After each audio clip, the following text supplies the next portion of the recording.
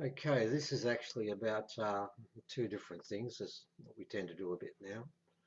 And I promised Evan I'd be under 10 minutes, so I'm going to try my hardest.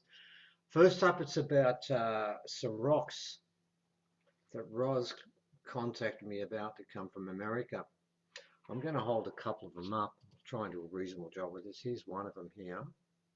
I see a little cut running through it. And here's the second one, which is this one here.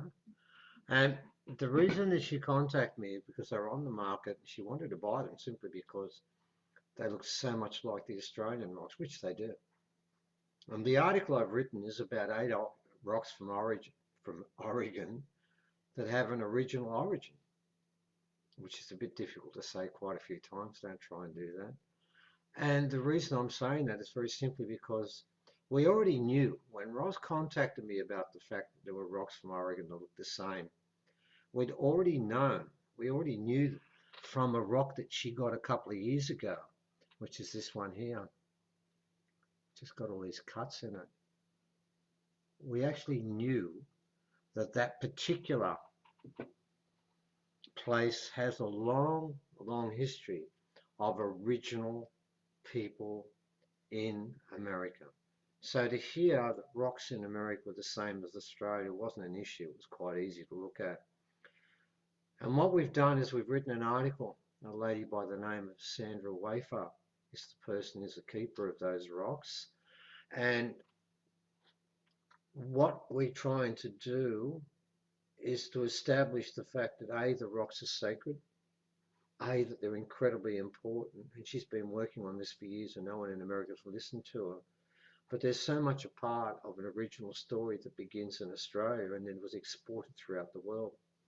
So primarily, the first part of this is we put an article up. Again, I tried to be brief and that was a waste of time. Turned out about 4,500 words and I stopped because I didn't get through all of them.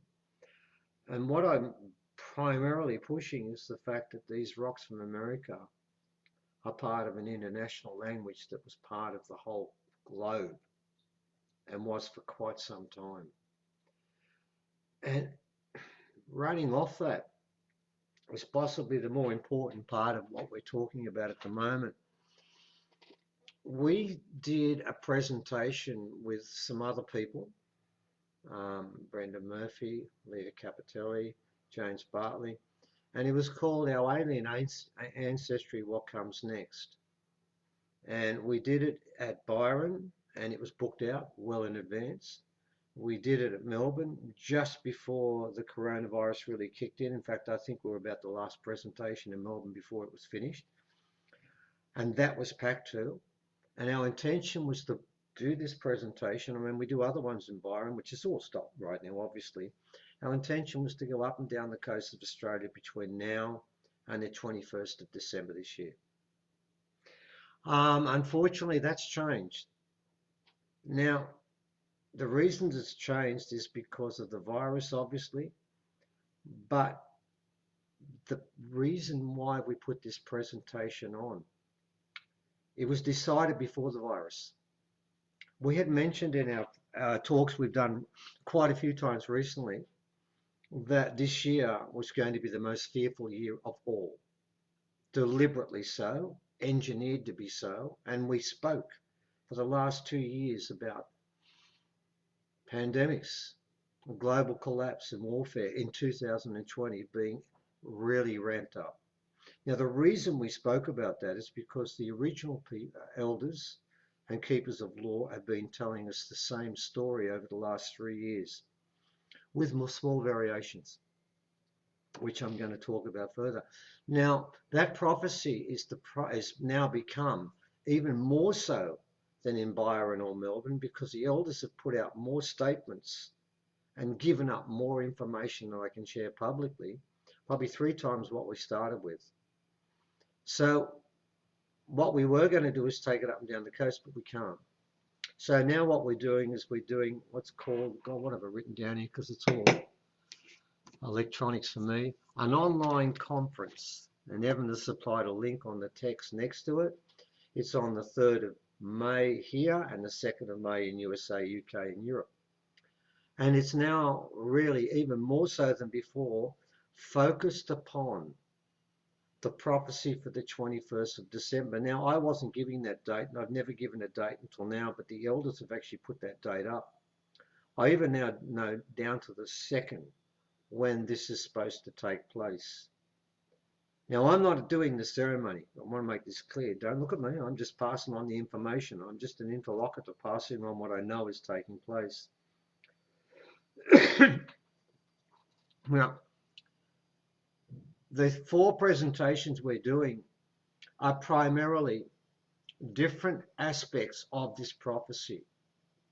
And what we're going to do at the very start is I'm going to give the first part of the prophecy when we do our presentation. And at the end of our 2-hour session, we're going to give the rest of it. And what I am going to do now is I'm going to say stuff I've said before, which is quite okay, but I'm going to add to that an equivocation. What I'm about to say is generally right, but not specifically right. There are aspects in this that I was told at the time that didn't make full sense to me, and that's why I held back for quite some time on fully believing this. But since I've been in contact with people sort of that are much more involved in this actual ceremony, all of those things have been cleared up.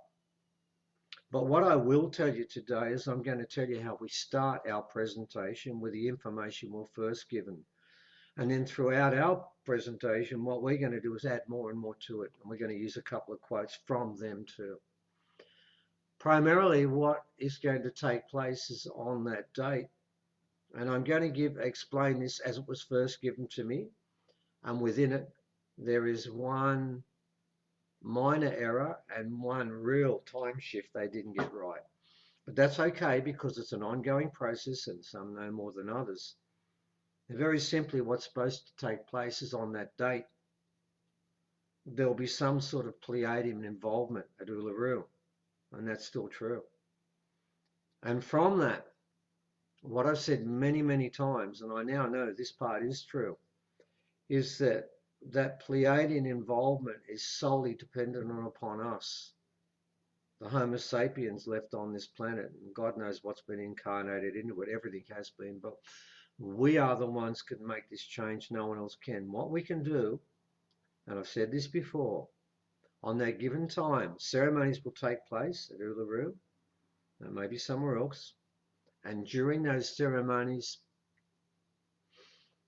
there becomes a change in vibration on this planet. The higher vibration and lower vibration coexist for a couple of months. The higher vibration is for people who want to live at a higher vibration, and the ones who are happy to live a lower vibration go that way. And after a period of time, the lower vibration disappears and the souls that are attracted to that also disappear. And there's a cleansing of the planet. Now, what I like about this is the planet is going to cleanse itself one way or the other. And this way, each person becomes their own judge, jury, and executioner, or in this case, you set yourself your own parole. It's up to you. Your soul will make that decision about which vibration you're more attracted to. Now, ladies and gentlemen, there's a lot more to that, and I'm not going to do it all now. There's no point even trying to listen to the whole story. What I can say is the way we're doing this story is, as I mentioned before, we're going to use 4 different people. And what we're doing also is after those 4 people speak, then we have an elder, one I have the highest regard for, Lionel Lewis, who is also a great Yidaki healer, player, old way. And he did a presentation at Melbourne, which we filmed, in front of about 15 people, where he did a meditation ceremony and a healing ceremony. And it was extremely powerful with the Yidaki, the didgeridoo. Very powerful. And you'll see the reactions of people when they're being healed and when they're being meditated upon.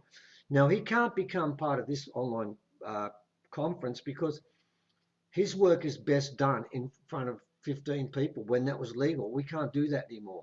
So we're going to take the work he did in Melbourne, show you the whole of that, and then he'll be there to answer questions at the end of it. Simply because we're putting that up to finish, because we want the original old way to speak last in this story. And what you'll also, I hope, will happen is if you listen to that ditch, the Yadaki playing, maybe it'll help your meditation and maybe it'll help your healing, which is what's really needed right now. It's a very powerful, I believe he's the best player of this in this country, if not the planet. So our conference begins with us going back to the past and proving that we mixed with the Pleiadians, and others came to other continents but not here, just the Pleiadians. And from that mixture, a hybrid genetic race appeared, which is the original people. And they are the keepers of the old way and were the last ones that were to be taken away from them and the first to get it back. Now, this presentation is primarily and solely about what happens on the 21st of December this year. And I'm going to give you one comment, one thing that was said to me by an elder, which I completely forgot. And when we did the Byron talk, Nina Angelo came up and did a stunning presentation on her work and the book she's written. She came up with a friend, Lavinia. And we're at home one night, and Lavinia mentioned, because we're talking about what's taking place, and Lavinia mentioned, do you remember what Auntie Minnie May said 5 years ago? And I looked at her and said, Auntie Minnie May says a lot of things, and they're always very interesting, but sometimes she goes for hours, and it's just an overload of brilliant information. I said, what are you talking about, Lavinia? She said, do you remember what she said about the toilet rolls? And I sort of stopped and thought, oh God, there's something in the back there, but I couldn't quite remember it. And what she told me was this. Minnie told us, because we were talking about the change, and she said, oh, the signs of that are easy, and the most obvious one you'll all see. And Lavinia said, what is that? She said, there'll be a rush on toilet papers. This is 5 years ago. No one on the planet would have selected toilet papers when this virus turned up. Baked beans, food, vegetables, yes, fine, but toilet papers, no one would have picked it. Auntie Minnie did. And it's funny because Lavinia was so taken by what Auntie Minnie, and knew that she's a keeper of the old way and wouldn't say this stuff unless it wasn't true. She basically filled up one room with toilet paper and kept it there for quite some time and then thought, oh, this is rubbish, and then used it all. She regrets that she didn't have the faith. I can tell you, the original people have known about this change for nigh on a decade, and ceremonies have been given for quite some time building up to this. And I can tell you now, I started 50% believing this because I wanted to. But the way I see it, if this is what's going to happen, and mind you, I've got to make the point, if there are not enough souls in Australia whose hearts are still strong and still believe in the truth, nothing gets turned on. It can only amplify once it gets to a certain mass of good intention. And right now, this year, the mob that are running this place, the cabal, the Illuminati, they just want bad intentions everywhere. They want fear so no one can feed off that. So it's really important that you understand that this ceremony the original people are orchestrating involves everyone in Australia to begin with and the whole world. And without us, their ceremony won't work. It is that simple. So it really is a crux, a turning point that's coming up towards us. I started 50%, but I've had meetings. I've been approached at different places by interlocutors and spokespeople on behalf of these people. I'm now 99.9% convinced this is going to happen. And the reason is twofold. Once, because all of my questions that I originally had have all been answered. And secondly, is there's nothing else. If this doesn't work, if this change doesn't come this year, the world will tip. I mean, the North Pole somewhere in Siberia is spinning towards the south all the time. It's off balance anyway. And the problem with that is I'm okay with humans being wiped out, but I'm not okay with the animals being wiped out because they didn't do anything wrong. They lived the right way. So my issue is not with humans, whether they survive or not, because really we don't deserve to. My issue is with the animals that did nothing wrong, that did it the right way all the time, and we never respected them. Well, they shouldn't be destroyed for our stupidity. So if I know other reason than that, it's for the animals I'm speaking on behalf of. that you can't be fearful because at the end of this year, they don't deserve to be wiped out. Us, we're down the list, guys, because we do deserve to be wiped out. But it looks like the way it turns out, those who haven't got it right this time get judged for that.